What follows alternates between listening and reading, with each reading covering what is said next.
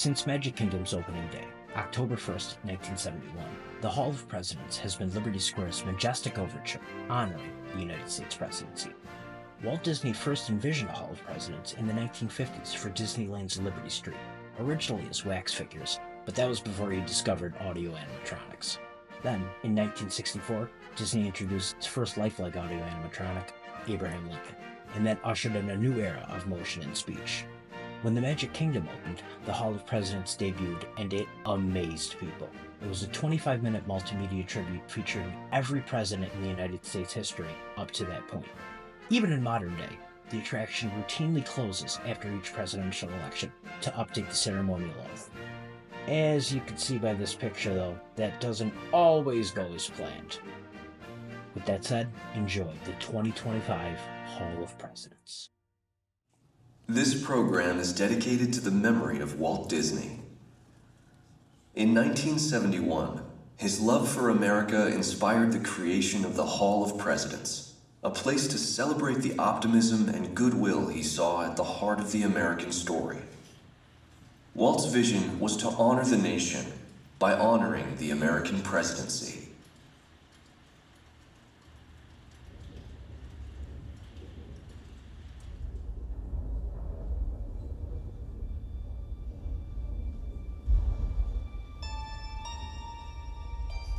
It is 1783, and the smoke is clearing in the wake of the Revolutionary War. Over the course of 8 grinding years, General George Washington has led a force of shopkeepers, farmers, and Native American allies to victory over the greatest military power in the world. A new nation has been born, independent and free. The founders must form a national government. In 1787, through months of passionate debate, they create a written constitution. For the country's highest office, they imagine something new in the history of the world. A leader not born to power like a king or queen. A leader who has not seized power through conquest. A leader not separate from the people, but elected by the people. From among the people. We, the people. This is a new idea, an American idea. The idea of a president.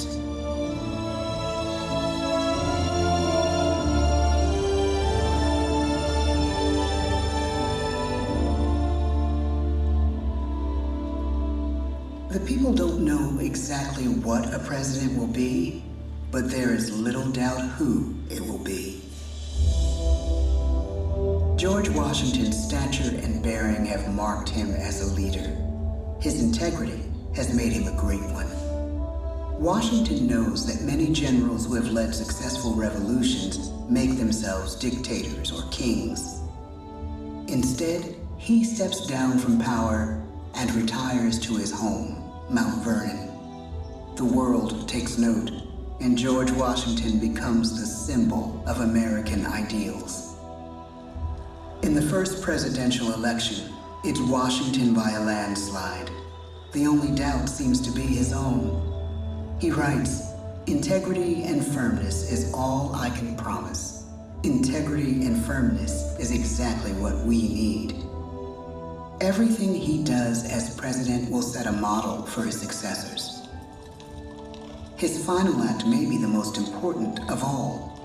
After 2 terms, with no term limit in the Constitution and amid overwhelming support to stay in office, he steps down once again and hands power back to the people. He wants us to speak, to elect a new president. During the early years of the Republic, we choose leaders as different as Thomas Jefferson, John Adams, and Andrew Jackson. Elections are often bitter. Each president stands at that fiery intersection where personal character meets the challenges of the times. Some call the presidency a glorious burden. Jefferson calls it a splendid misery. We, the people, must choose well. We elect 15 presidents before the course of history brings us to the edge of a crisis like no other. A nation born of freedom still permits slavery. As the country pushes west, will new states be slave or free? The question produces bitter conflict. The issue rocks the election of 1860 and brings Abraham Lincoln onto the national stage. The tall, lanky, some say uncouth candidate from Illinois is a master of words at a time when speeches are printed in full for people to read. A house divided against itself cannot stand, he has said. With Lincoln's election, the House does indeed divide. Civil War. 11 states secede from the Union. The war becomes a defining passage in the American story. The president's own inner strength and depth of character changed the course of history. Lincoln had come up the hard way on the American frontier, desperately poor, with less than a year of formal schooling. His early years were scarred by tragedy, the death of his mother, his sister, his first love. He struggles with depression, but never loses his determination to rise above it. He once said he's driven by a desire to leave the world a little better place for having lived in it. The war rages. Lincoln fights to preserve the Union and end slavery. Neither is a sure thing. At Gettysburg, Pennsylvania, 6 months after one of the bloodiest battles of the war, the president dedicates a cemetery to the thousands of soldiers who died there, in words we can never forget.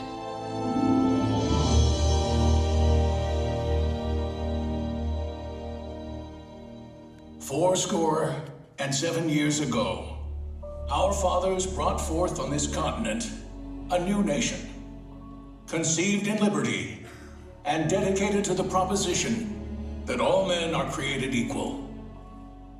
Now we are engaged in a great civil war, testing whether that nation or any nation, so conceived and so dedicated, can long endure. We are met on a great battlefield of that war. We have come to dedicate a portion of that field as a final resting place for those who here gave their lives, that that nation might live. It is altogether fitting and proper that we should do this. But in a larger sense, we cannot dedicate, we cannot consecrate, we cannot hallow this ground. The brave men, living and dead, who struggled here, have consecrated it far above our poor power to add or detract. The world will little note, nor long remember what we say here, but it can never forget what they did here. It is for us, the living, rather, to be dedicated here to the unfinished work which they who fought here have thus far so nobly advanced. It is rather for us to be here dedicated to the great task remaining before us, that from these honored dead we take increased devotion to that cause for which they gave the last full measure of devotion. That we here highly resolve that these dead shall not have died in vain, that this nation, under God, shall have a new birth of freedom, and the government of the people, by the people, for the people, shall not perish from the earth. The blood of over 500,000 Americans is spilled in this Civil War. President Lincoln's enduring hope is to give true meaning to the sacrifices of so many, to lead us to that new birth of freedom. With the end of the war and the end of slavery, a new birth truly begins. As we roll toward the 20th century, settlers roll west on wagon wheels and railroads connect the nation coast to coast. Millions of immigrants pour in from Europe and Asia. Population doubles. Our economy triples. Our standing among nations rises.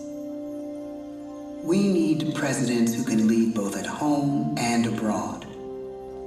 At the same time, a young Theodore Roosevelt is retreating from New York politics and personal tragedy. The death of his wife and his mother on the same day in the same house. In the Badlands of North Dakota, he rethinks his life and the life of his country. He returns stronger in body and spirit. His renewed energy is just what his country needs.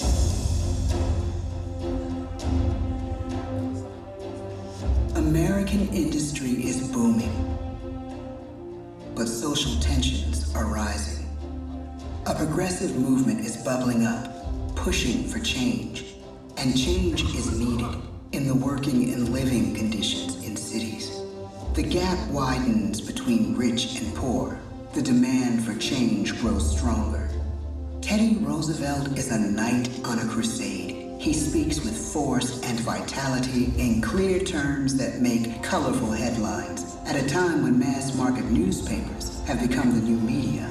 To define his foreign policy, he borrows a phrase from an African proverb: speak softly and carry a big stick.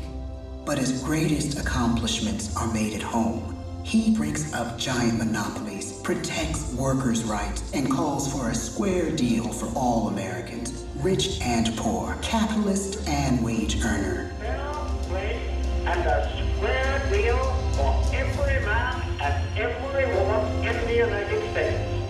He calls on America to be as great as the natural grandeur of its lands.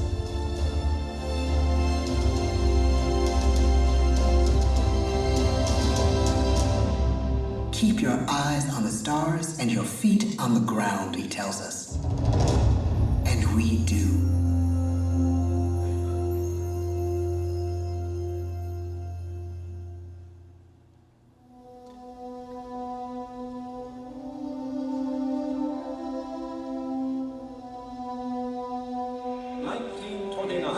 The bottom fell out of the market. 12 million unemployed. The bread lines and the soup. The results of the 1932 election now appear. When we elect our 32nd president, it is the worst of times. The course of history and the course of one president's life again shape a turning point in our national destiny. Franklin D. Roosevelt, paralyzed by polio, knows how to restore the faith of a people paralyzed by the Great Depression.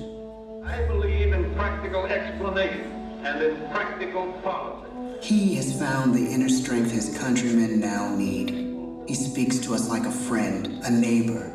His optimism is contagious, his voice perfect for the latest breakthrough medium, radio.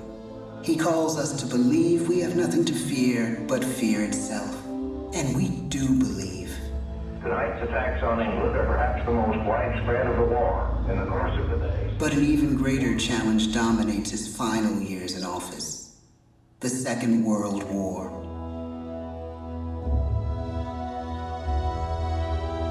We must be the great arsenal of democracy. This is an emergency as serious as war itself. We stun the world with our production. When bombs fall on U.S. troops in Pearl Harbor, he calls us to fight on the war front and sacrifice on the home front.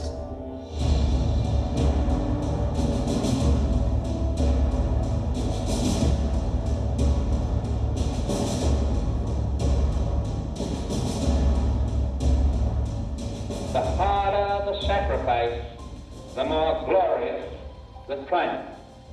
So spoke America in the year 1776.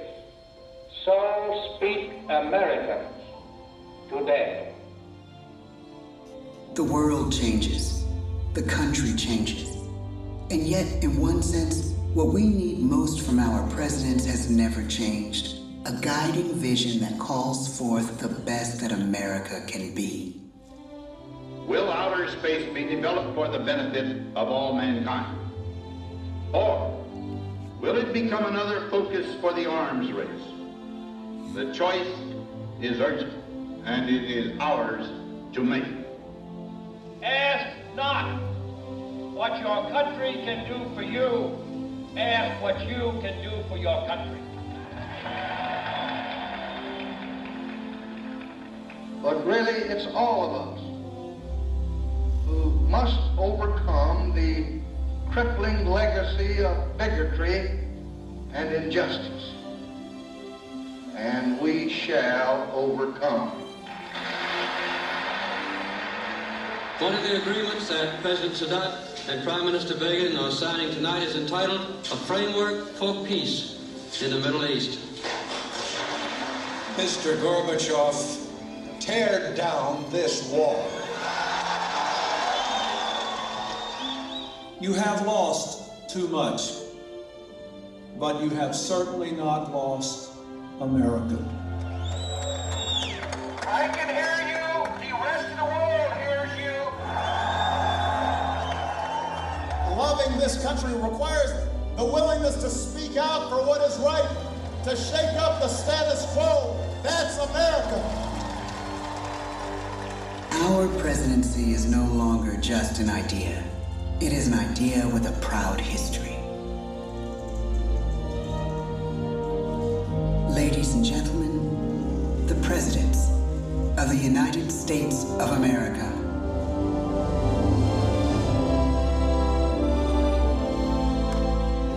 George Washington,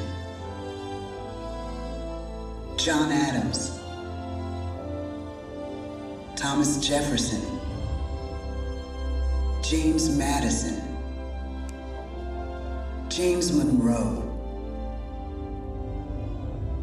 John Quincy Adams,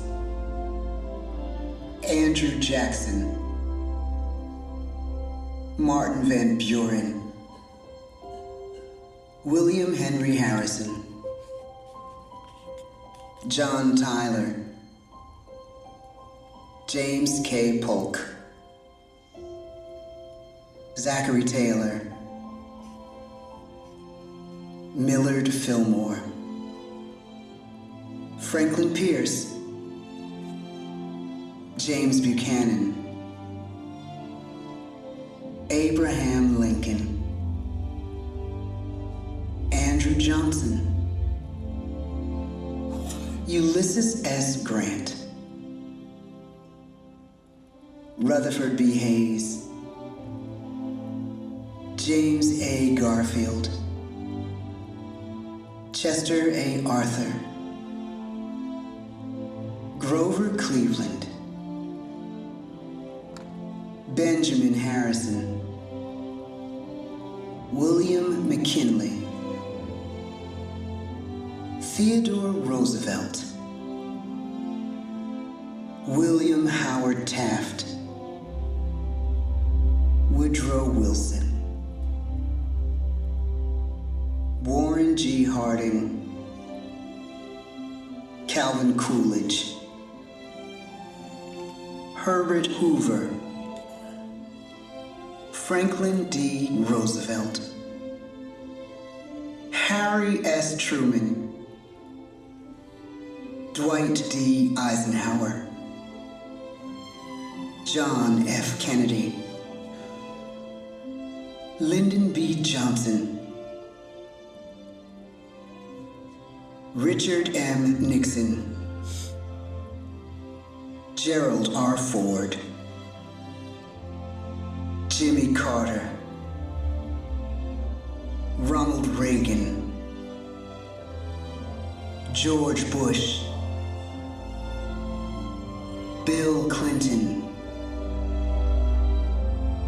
George W. Bush, Barack Obama,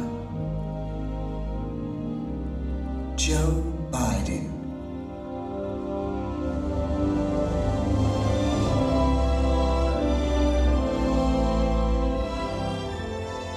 And now we come to the present. Once again, we place our trust in the idea of a president, as we have from the beginning. My fellow citizens, no event could have filled me with greater anxieties and that notification on the 14th day of April, 1789, that you had selected me to lead our nation. But it was with the confidence of my fellow citizens that I took an oath. 35 simple words that have been repeated by every American president throughout history. I, Donald John Trump, do solemnly swear that I will faithfully execute the office of President of the United States and will, to the best of my ability, preserve, protect, and defend the Constitution of the United States. So help me God.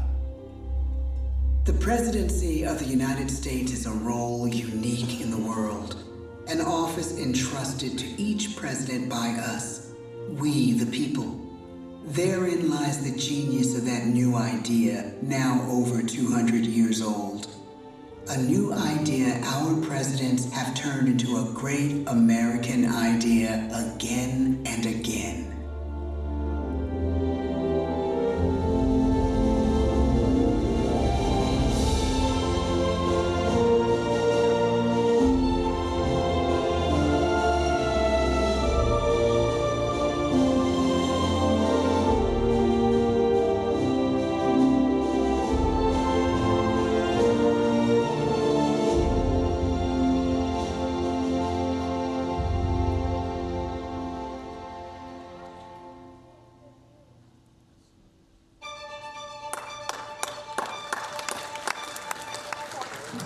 Our presentation. Please gather all your personal belongings and exit to the open doors to your right. Once again, please exit